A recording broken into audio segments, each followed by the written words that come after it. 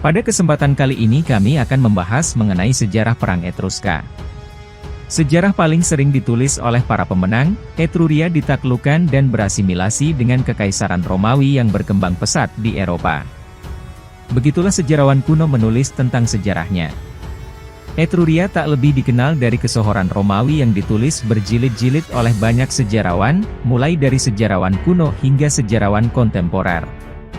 Alasannya, karena Romawi adalah pemenang dari pertempuran. Tanpa teks tertulis yang luas dari mereka sendiri, sejarah Etruria harus disatukan dari sedikit sisa budaya mereka, tulis Mark Carturicit kepada World History. Mark Carturicit menulis dalam artikelnya yang berjudul Etruscan Warfare yang dipublikasikan pada 15 Februari 2017. Beberapa peninggalannya yaitu, reruntuhan tembok benteng, senjata, baju besi, dan karya seni yang menggambarkan tema yang berhubungan dengan peperangan, dan catatan bekas penulis kuno. Pemerintah awal kota-kota Etruria didasarkan pada monarki, tetapi kemudian berkembang menjadi pemerintahan oligarki yang mengawasi dan mendominasi semua posisi publik dan majelis warga. Tentara Etruska, seperti kebanyakan kekuatan tempur Mediterania saat itu, diambil dari badan warga yang sebaliknya adalah petani saat tidak berperang, ungkap Carturicit. Tentara membayar peralatan mereka sendiri dan berjuang untuk Etruria dalam melindungi hak dan kepentingan mereka sendiri, baik untuk mempertahankan wilayah mereka atau memperluasnya, bisa juga untuk mengontrol rute perdagangan di darat dan laut, dan untuk memperoleh sumber daya yang mereka anggap perlu.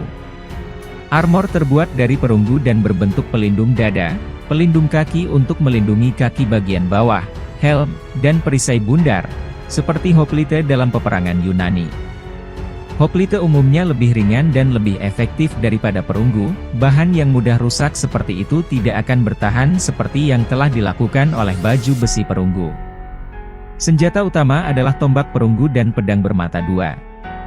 Prasasti dari Vetulonia menggambarkan seorang pejuang Etruria yang membawa kapak ganda, tetapi ini mungkin merupakan simbol otoritas daripada senjata. Namun, penting untuk dicatat di sini bahwa beberapa senjata ini, dan helm khususnya, mungkin hanya memiliki tujuan ritual simbolis dan mungkin tidak benar-benar digunakan dalam pertempuran, tegasnya. Banyak kota Etruria dilindungi oleh tembok kota. Tidak selalu menutup seluruh kota, mereka melindunginya dari serangan di titik-titik terlemahnya.